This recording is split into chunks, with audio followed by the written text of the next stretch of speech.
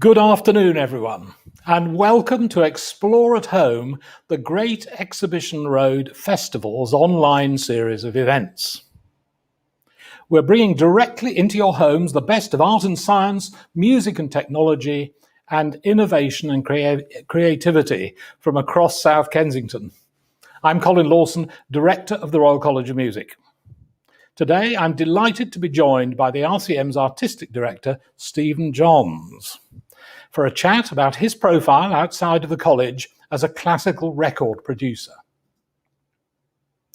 We'll be talking about the art of capturing the perfect performance, if such a thing exists, how classical music production differs from what goes on inside the world of pop and rock, and how advances in technology are fundamentally changing how classical records are made.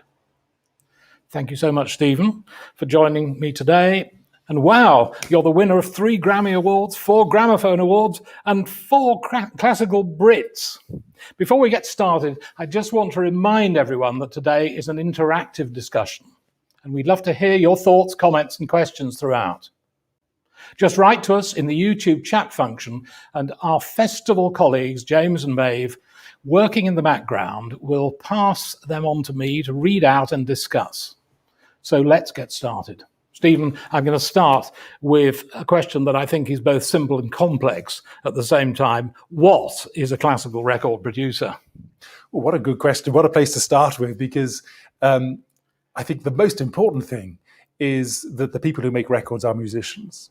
And in a studio, that opportunity to try and capture your thoughts, your performance of a piece of music is entirely down to those people in the studio, who the musicians are recording. A classical record producer, we are a conduit for that. This feeling that we can help musicians who are in a particular space and time create something that is necessarily ephemeral and become permanent. And that's helping with choices, helping with encouragement, helping with eventually distilling what is to be said into one repeatable listening experience. Wow. But the musicians need to want to be helped, I guess. I mean, this is part of it. What a good thought. I think in general, and the best recordings I've been lucky to be involved in have been collaborative experiences. Because recording studio is a very lonely place. As musicians, we spend much of their life, in fact, most of their life, either practicing in a room by themselves or with their fellows, or on the stage performing to a live audience. And so the feedback is either very personal in a practice studio, you're trying to achieve something, or suddenly very visceral. You give a performance, the audience are alive with you, they are reacting in certain ways, you hope in a lively sort of way, not snoring in the background, but actually engaging with you as you perform. But then, of course, at the end of a performance, that cathartic experience of applause. Well, recordings have none of that.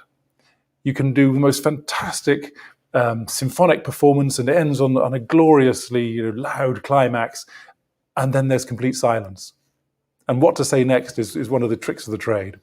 I was going to say, you must be a diplomat working in that sort of environment. I mean, I do quite a lot of editing of books, and there's a sort of category of contributor who can neither write English nor wants to be edited. I mean, I know you work with the very best musicians, but there must be a sort of diplomatic side to this.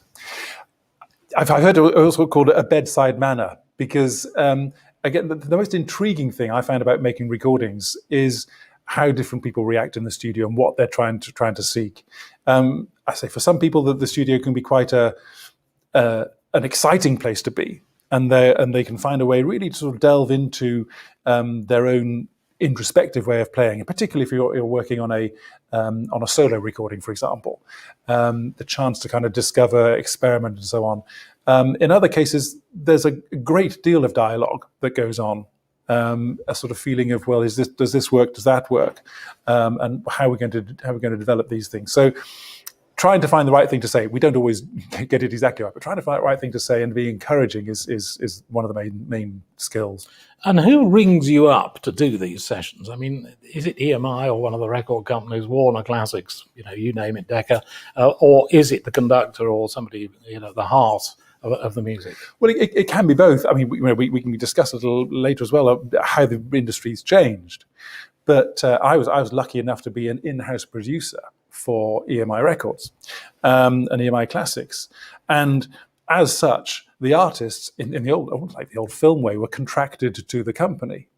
And so every now and again, myself and we were two other producers when I was at EMI. At one time, there were 8 producers, I think, in just that one company. And we had our list, and we decided, well, I'd like to record them, and they'd like to, and so you had a kind of relationship which was developed by the company. Nowadays, I think there are, if one or two, there are no in-house producers. And so everything is entirely on a freelance basis. And so what the A&R people in a record company will be doing is saying, I want to match the right people. What becomes very lovely is when you are phoned up and they say, well, actually, so-and-so would like you to come make their record because they enjoyed the process, and you learn to sort of understand each other. There's not much time in a recording session, so you need a shorthand. Yeah. I can't resist saying that I think this interacts and intersects very well with your job at the Royal College of Music as artistic director, because all the time you're immersed in the highest standards of music making. Well, I think what's really important, especially in a place like the Royal College of Music, is that we have to expose ourselves to the best at any one time. We have to know what good looks like, and I think also we as people working within the college, we need to refresh ourselves as well, just that kind of feeling of to remind ourselves what it really is all about. I'm thinking that the students very rarely use the word record in their lives. I mean, recording we talk about all the time, and a record is something that belongs to the past, is it?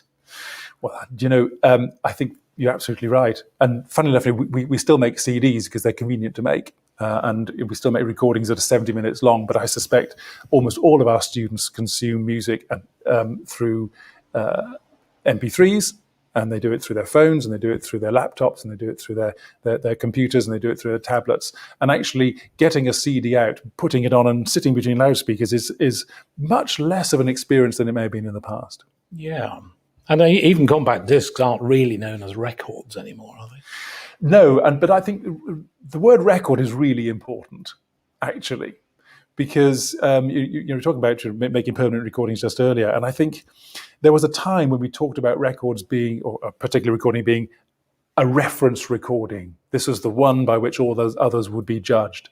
And I think, fortunately, we've moved away from that. I think a record is exactly what it is. It's a record of something that happened at a certain time. Yeah.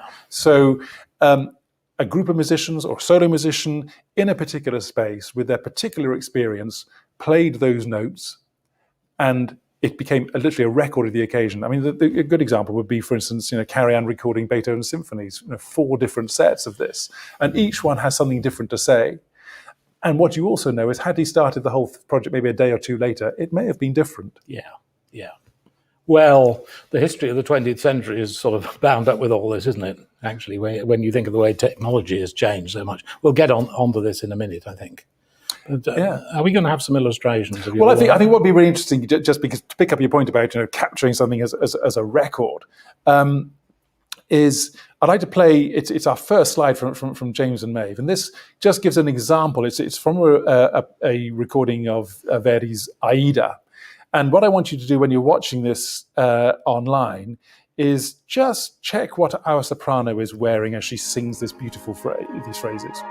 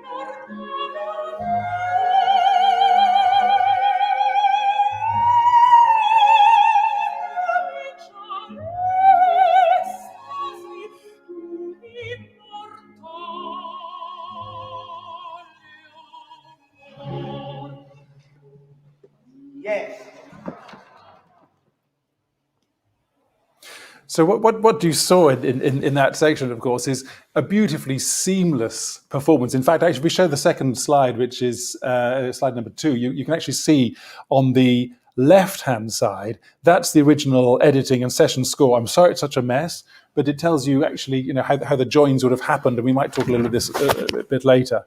And that was the recording itself. And yet we join this into a seamless performance, which makes its own sense and its own beauty.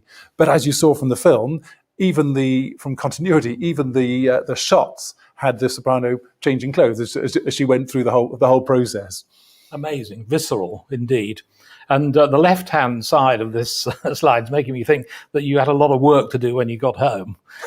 Absolutely. Well, we can look at it. And what I've done, I've compared it. On the right-hand side is exactly the same passage from a completely different recording made in 1959. It's in fact the Carry-On recording with Tebaldi. And the whole of that section is one complete take, and in fact pages and pages of a one complete take. And on the left-hand side, which is the more modern recording, we use editing in a much more creative way, I think, just to build up the performance. So yes, there was a huge amount of work afterwards, just kind of making things that work in one go. Do you ever listen to somebody else's recording and think to yourself, there's been far too much editing in this? It sounds as if it's just lurching from one bar to the next. I hope not.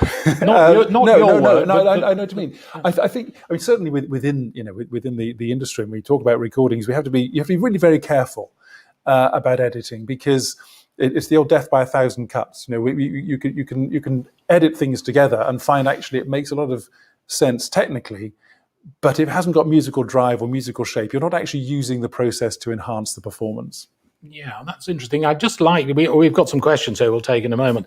In that sort of scenario, you were in a recording cubicle, were you, at the back of that hall as Papano was conducting that? And who else was there? There was an engineer as well. So for that recording, it's an unusual thing, because it's a studio recording of an opera, and we just don't do these things very, very often, mostly because they are hugely expensive. There's many advantages to studio opera recordings, mostly because you can capture people when they're fresh at all times. And I think this is, again, going back to your question, what is a record and what we're trying to achieve here is the opportunity to record an entire work when people are at their most relaxed, most fresh. When Verdi was writing his Aida, he wasn't thinking in the final scene, I'll make it easy because they've all sung 3 acts already and they're going to be pretty exhausted. So to answer your question, in that case, you have everybody's in the main hall, beautiful hall in Rome, and actually the recording studio is kind of buried deep in the building itself. So it's a good run up various stairs, across the car park, back in through the other door, and it's myself and the recording engineer, and maybe 1 or 2 assistants. And on this case, actually, Tony Papano's wife as well, who is really critical to understanding how the voices work. So the engineer is worrying about the quality of sound and the balance, with a bit of help from you, probably. Yes, and of course, as technology moves on, as I say, we can talk more about technology at some point. We record everything in multi-track. So your biggest job is to make sure that everything gets down onto tape in a way, or we call it tape, gets recorded in a way that you can then take away and mix safely. Yes. Now, do you choose the engineer, or does the record company choose the engineer, or is there somebody you take with you all the time? I mean, how does that work? So in most cases, it's a kind of dialogue. So when a record company phones up, they'll say, we're booking this recording. Who would you like to work with? Which is a lovely case. I've got a number of people that I've worked with for a long time. So again, that shorthand, it becomes much, much quicker. On this particular recording, it was begun by Jonathan Allen, who worked from Abbey Studios, but actually was run mostly by Giacomo, who's my great mate in Rome, who's based there. And we spent 2 weeks together making the recording. Terrific, yeah. Well, you need the right people with the right sort of interactions, don't you? Otherwise, it's not going to work, I guess. It's exactly that. And as I say, because your conversations, they need necessarily to be quite short. These are pressurized times. You have maybe 3 hours to record 15, 20 minutes of music.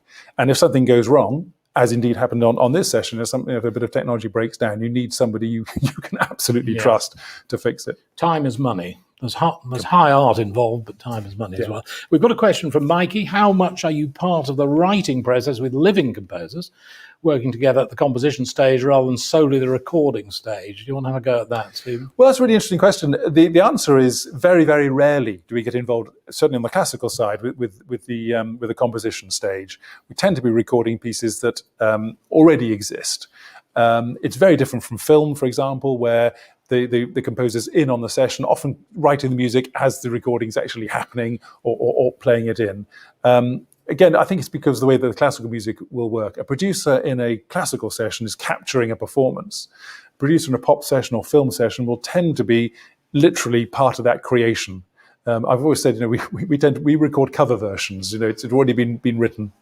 Yeah, we're kind of recreating music. Yes. In a way. I mean, I think you probably work more with composers when you're here, actually, as the artistic director, in truth. Absolutely, and one's part of that process. Anyway, we've got a question from Christina. We'll take this. How do you see the role of record producer changing, if at all, as a result of advances in the digital world? I think we're coming on to this, actually, particularly post-pandemic. Our students have shown an increasing interest in this area. And, we're going to get on to the whole business. First of all, perhaps of how you become a record producer. If I'd met you at the age of 8 and said, I want to be an engine driver, what about you? I mean, what would you have said? I'm not sure I knew record producers existed then at all. Certainly, I think what's become very interesting is that as we move away from CDs, because worldwide sales are fractions of what they were maybe 15, 20 years ago. And so, financially, it's not necessarily a great business. And as we move on to streaming, for example, we need a different set of skills. I was very lucky. I enjoyed, I was a musician, but also loved the science side of the world. And it kind of coalesced for me. At a time, I went to work for Abbey Road Studios, my first job. And the view very much there was we can train musicians to become editors, but we can't train technicians to become musicians. The feeling that music eventually had to drive what you did. Well, you're a wonderful organist, of course, as well. I mean, so let's put that on the table. So, as we know from the Royal College of Music, so you know about music from the inside, and I guess that's important. We are going to get on to the question of the history of recording in a moment, but what about this business of in-house versus freelance? You're now sort of freelance in that world, and you were in-house. But that's just the way that the industry has gone, I suppose. Well, it is, and a lot of it actually is finance. And it is numbers. So right now, what were major record companies who may be releasing 100 records a year are probably releasing 15 or 20 classical records a year. Yeah. And the independents, funnily enough, are releasing more. It's almost a complete swap of roles. And the majority of people, certainly that I know, working in the industry, work on a freelance basis. Yeah. But your question earlier was very important, is how do you develop a relationship if you're in a freelance world? Yeah. And I suppose the same is true maybe for musicians playing in freelance orchestras. I think it is. And I think we have to train our students to fit, actually. I mean, you want to have a personality, but also you do have to fit. I'm sure that's the same in the world we're talking about. Question from Andrew here, interesting. How many microphones does an orchestra need? And is there a minimalist approach versus close microphone debate in the classical world? And we can take that perhaps with a comparison of our recording methods versus the pop industry as well, while we're talking about it. Yeah, it's a really good question. And generally, the rule of thumb is you use as many microphones as you have to and as few as you can get away with. And I think what we have to remember is when you're making a recording, we're reducing what is normally a multi-sensory experience, sitting in a concert hall listening to music, to just one sense, effectively, our ears. And we're not able to be led by our eyes. If I put microphones in the place where most people sit in a concert hall, it would sound dreadful. It's so far away, you get so many reflections from so many places, that in fact, actually, it would just sound muddy and unclear. Our eyes help us lead the way we listen.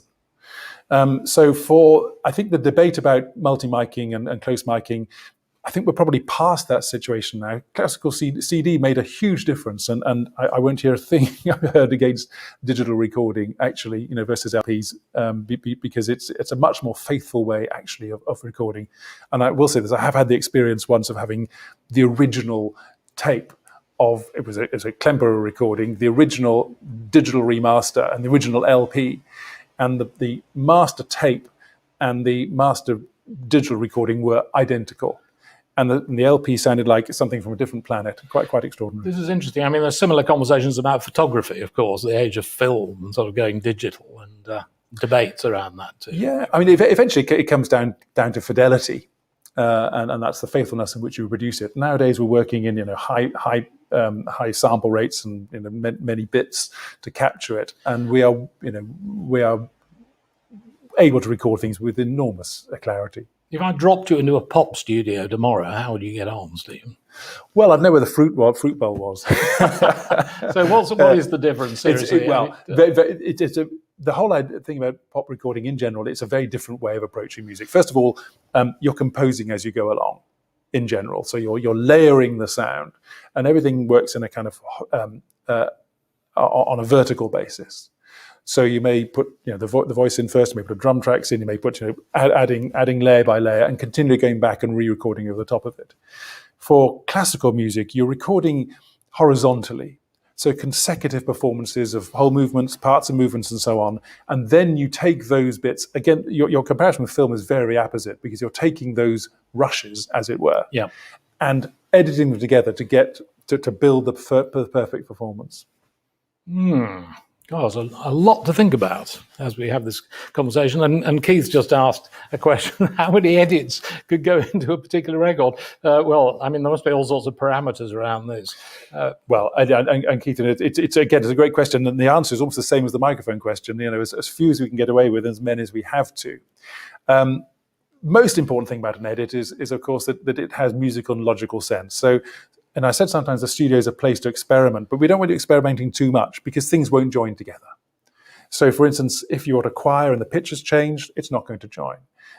If you have two performances of the same piece, but they're at different tempos, they're not going to join together. No. One of our most difficult things is joining together a live performance into a studio patch of the same thing, because everything is different about it. The temperature, sometimes the pitch, the speed at which it goes, the whole feeling about it is different. You'll be surprised how many edits there are in a classical recording. Or would I be? Or would you be? But if they've been done for the right reasons, they've been done for creative reasons, just sort of capturing the best of what we can. And nowadays, editing systems are so sophisticated, hopefully not going to hear them. We'll just tuck in Andrew's further question here. Are some venues great for live but bad for recordings, and vice versa?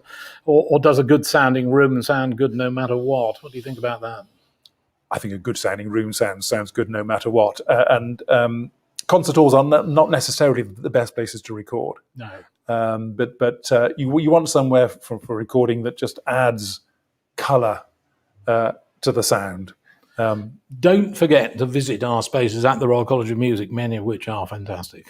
And our new one's just designed specially for recording as well. Just quickly on the history of recording, I mean, my old granny had a wind-up gramophone with 78 records, which actually broke if you dropped them.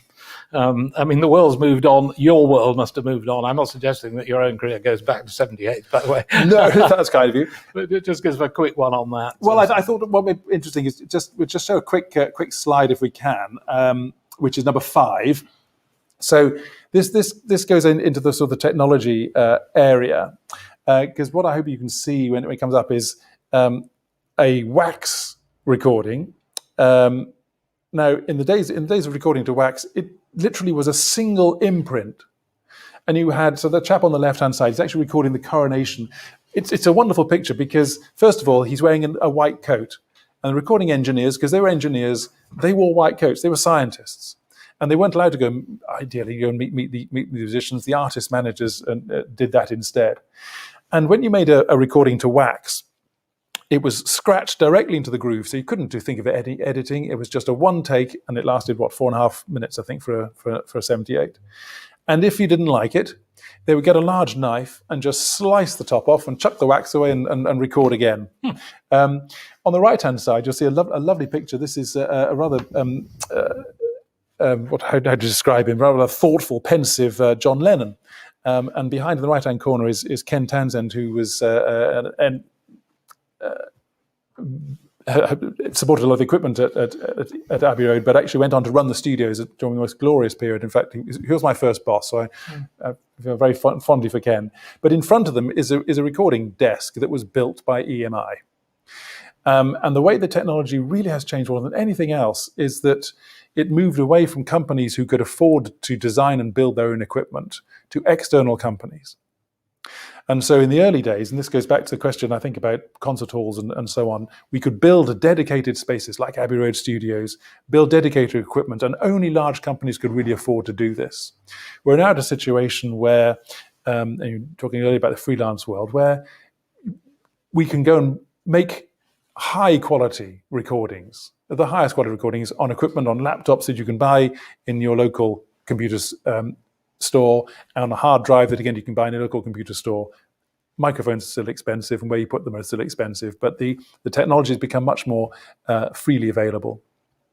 I'll just ask you a quick one on that. I mean, if I'm listening to a CD, is the quality higher than if I'm listening to something that's been streamed? Yes. Yes. So it is worth getting a CD for that quality. Yes, although there are some streaming companies now who broadcast actually at above CD quality. Sitting on the classical side, but most of the, I won't try to advertise, most of the popular names are streaming below CD quality, and there is a difference. And I think we have to, really be able to accept this. Streaming is a wonderful way of being able to get hold of material quickly, but the best comparison is between watching something on maybe on a YouTube stream and on a high quality 4K television. Eventually, there are enough subtleties that come through. Were you going to play us a recording of some Beethoven? Well, I was going to give a quick example to see how things change, because actually what I wanted to show here was, why do we record in the first place? You think, once I've recorded Beethoven 5 once, why do we need so many recordings of it? So we're going to go to slide number 4. And these are 3 recordings. Now, I've also put up on this 2 pictures. On the left-hand side, that is a facsimile of Beethoven's original score for these opening bars of the Fifth Symphony, probably the most famous opening of any symphony of all time. And on the right-hand side, it's already a translation. So someone has taken what Beethoven wrote. Beethoven wrote, like all musicians, in shorthand.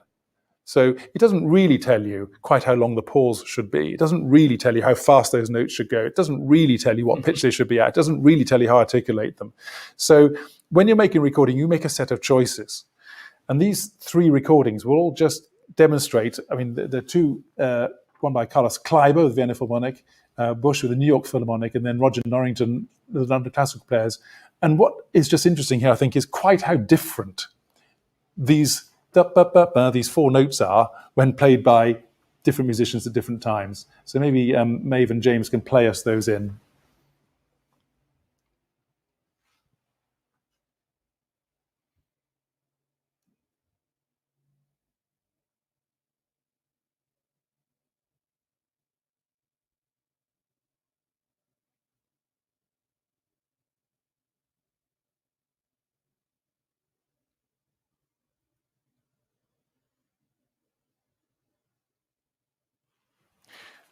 I'm not hearing anything, so I'm not sure whether that means we've not heard them. In which case, I'll do a rapid description. So let's just should we take the next question, then we'll come back to that example. Yeah. So a question from Joe: what are the difficulties in producing a small ensemble, such as a string quartet, as opposed to large groups such as an orchestra? That's a lovely question. I hope it's not difficulties, but certainly the approach is different. The first thing to say about recording a small ensemble or a soloist is, generally you book out a venue, hopefully a lovely sounding one with not too many noises outside, like dogs and cars and people mowing, and you book it out for a certain number of hours, and you say, we're going to be here from 10 in the morning till 6 in the evening, and we'll use that time the way that we want to. And so with a string quartet, there's a lot more interaction between the quartet themselves, but also between the quartet probably and the producer too. You're going to get many chances to try things out, to experiment a little bit more. Recording an orchestra, many more people in one space at one time, and you are going to be limited by the number of sessions that you have and the session time. Yeah. So in general, for instance, in the UK, sessions are 3 hours long with a 15-minute break, which takes place in the second hour. So you as producer, you need to be timekeeper. So you need to make sure that things are going to be moving along at the right rate. It's very easy for Most conductors, I've been very lucky, worked with a very sort of studio aware, but just to make sure that you're moving at the right sort of pace, so you don't leave yourself too much to do at a certain time. Because the moment you end up sort of with 5 minutes to go in a session and 10 minutes of music left to record, you're into overtime, and that's simply not going to work. Well, I think James is almost ready for us. In fact, he is ready to go back to the Beethoven. Let me just ask one very quick question. If I buy a CD and it says a live recording, maybe it's an orchestral recording, is it really live or not? So it depends on many things. The answer is it's usually mostly live. And one has to work out why you want to make a live recording in the first place. But generally what will happen is, because we go back to your question of what is a record? A record for me is something that bears repeated listening. So every time you listen to it, you think, I'm now listening to this performance that has, makes sense by itself, and I'm not sitting there waiting for this disaster to happen or that disaster to happen. In a concert, you'll find yourself putting up with it. So live in general will mean that it's mostly from a concert or sometimes two concerts, but then maybe a couple of patches where things didn't quite go right. So two concerts is an interesting concept, really. So if something didn't go quite right, you can sort of patch it in from the next time. The answer is surprisingly easily sometimes, because if it's been rehearsed in a certain sort of way, and the understanding between conductor and orchestra is such, you'll find that things do the same sort of thing both times. So it's time now for Kleiber, Bush and Norrington, I think, at the opening of Beethoven's Fifth.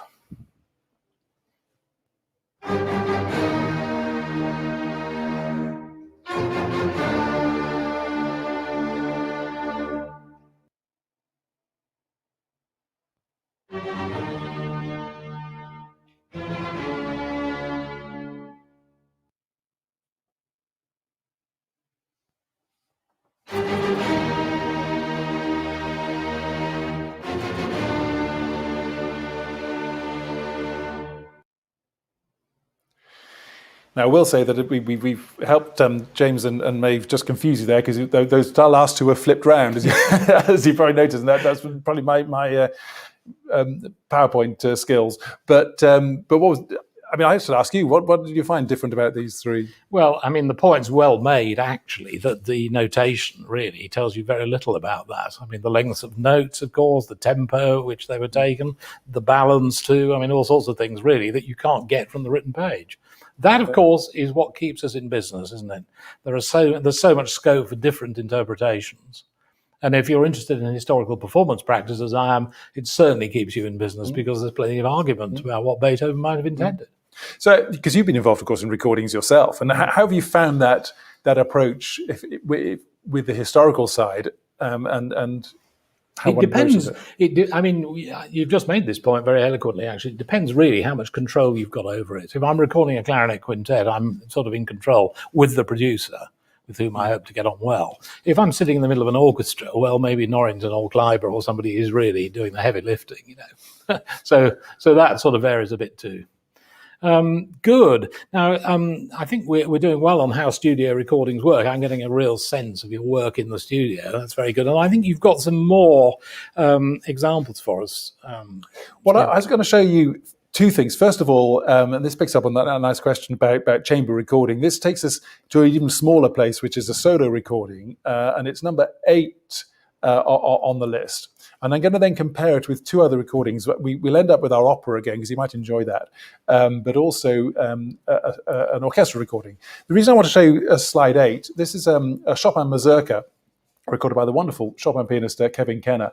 And I want to just give an example, actually, how this would have happened in the studio.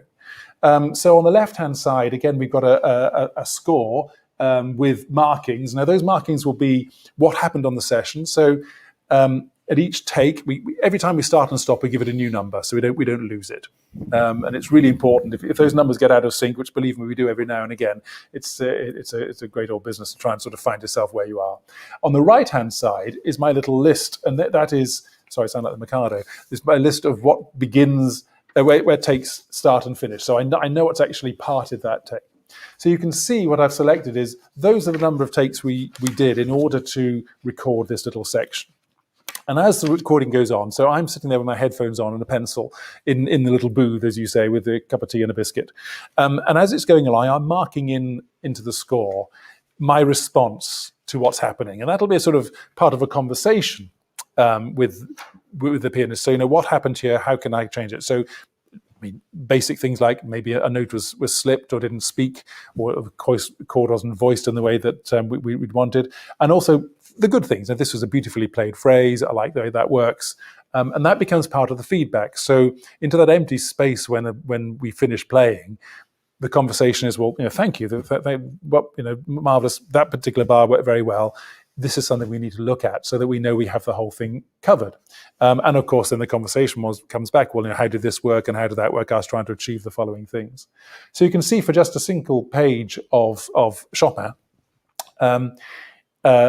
we did maybe 8-10 takes, I suppose. And then within that then are some of the editing markings. So a little sort of T marks as go from this take into that take. I think it'd be lovely to play it, because what I hope you're going to get is just a seamless performance that makes sense as itself.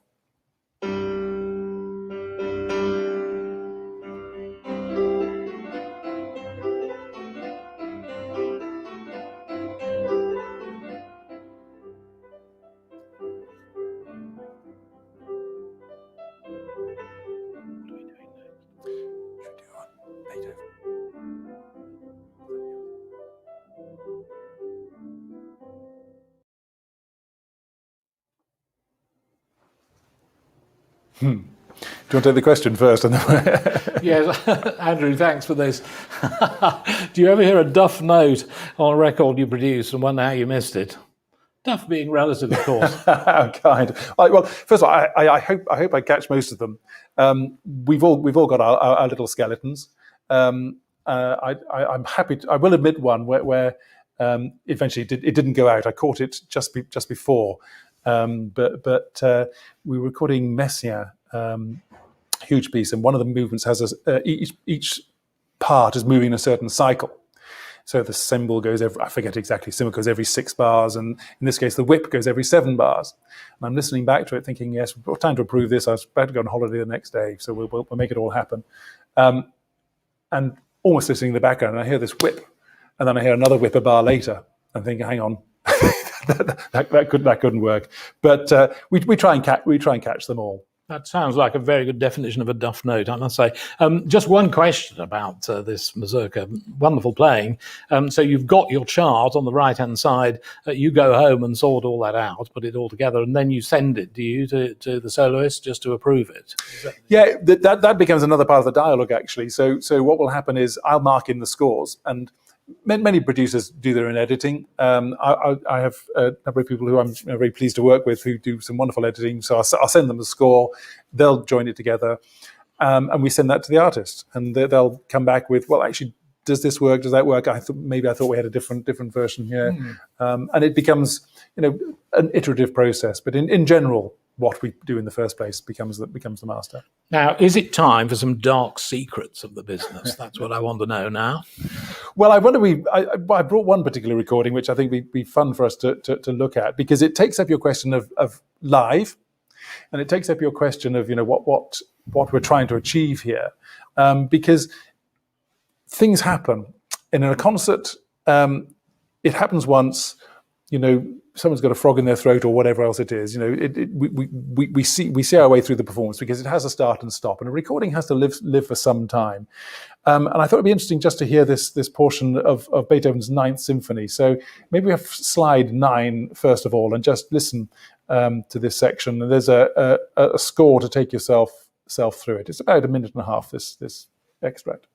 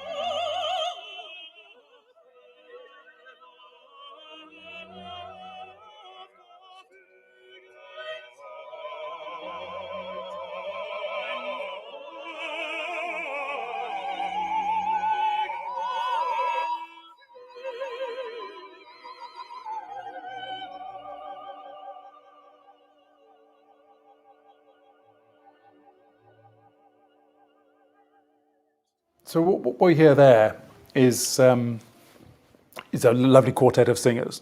One of the great climax of the last movement, and it was recorded live, 2 separate concerts, and then patches afterwards.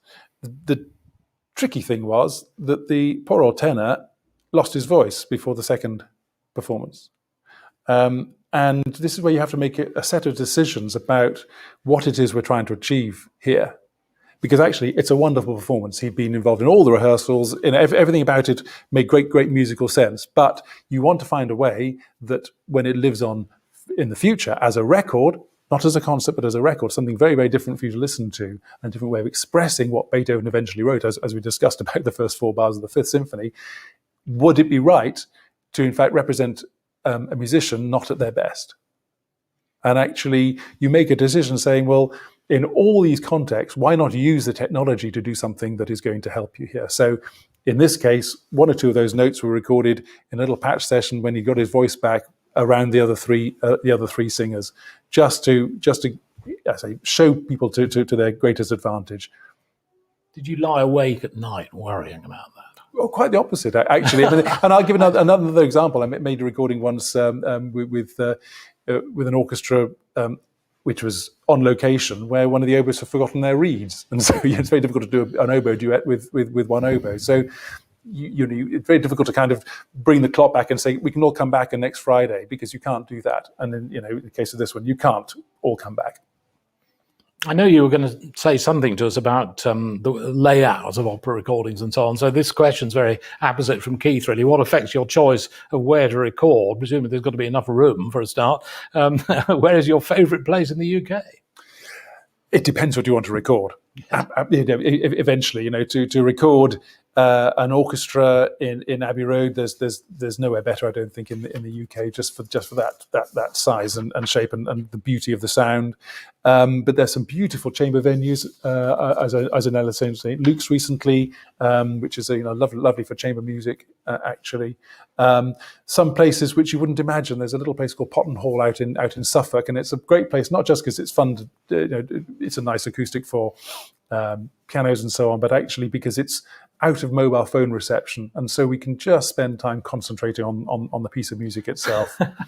Yes, well, putting one's phone down is getting more and more challenging, isn't it? Indeed. Do you want to say anything about layout generally, or should we? Well, I thought, because I'm also looking how we're doing, I thought it would be fun to just look at the layout. We go back to the opera recording we made, which is, could we look at maybe slide number 6, I think it is, slide number 6. Because this shows, and it kind of ties up everything you're saying, what does your engineer do? What are you trying to do in a session? Well, basically, you're trying to help.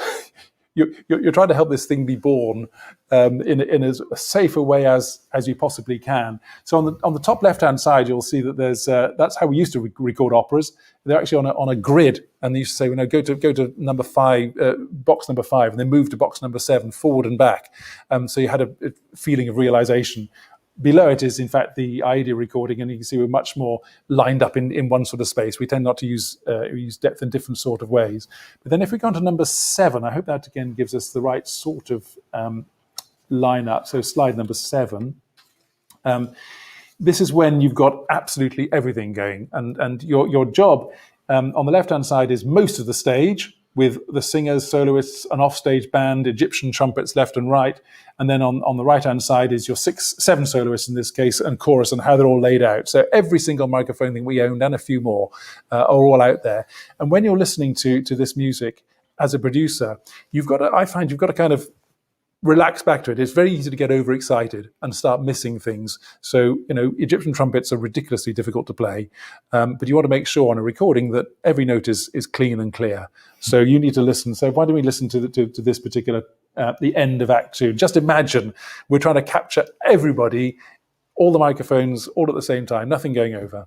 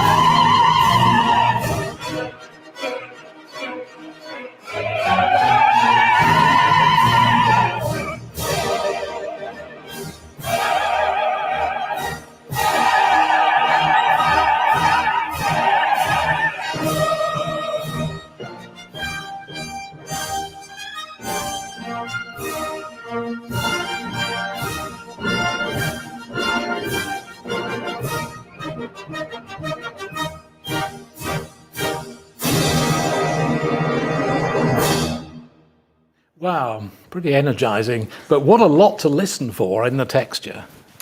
Yeah, and within all that, everybody's playing absolutely full, singing full pelt, and so the sense of danger is huge, and so you're a bit like a wicket keeper, I suppose. You've got to catch the ones that go past. I mean, the whole business of sort of art and craft seems important. I mean, technically, it's got to be there, as you say, because you're going to listen to it over and over again, probably, if you've bought it. But on the other hand, if the spirit isn't there, it won't do. And I mean, people have been saying that sort of thing since the 18th century, actually. And capturing, the spirit, what is the piece all about? That's no good if it's simply technically proficient.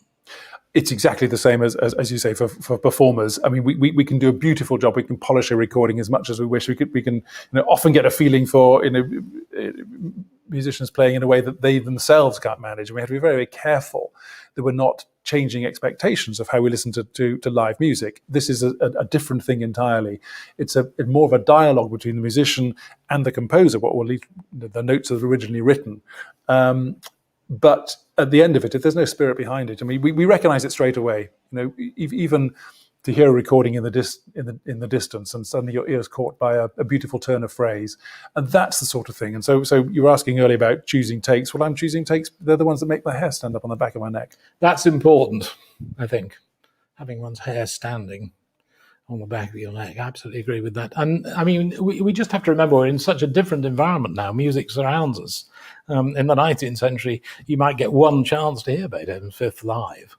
No air travel, no microphones. Yeah. I mean, when you're learning music history, you have to sort of bear all that in mind, I think, don't you? Well, I think we've changed from when Britain spoke about the gramophone being the enemy of music because it wasn't part of the listening experience. It's just a different listening experience, and to find opportunities actually to remove some of the additional senses and just allow ourselves to listen is really important. The first telephone I ever came across didn't have a dial. I mean, there was somebody in the telephone exchange putting the wires in. And actually, I think there's a bit of a parallel with the recording industry, really, the way things have changed. Yes, and yet, we can still put on a 78 and still be moved by the music. Well, thank you, Stephen. We've come to the end of this. I, for one, have really enjoyed myself. I must say, I've learned a lot.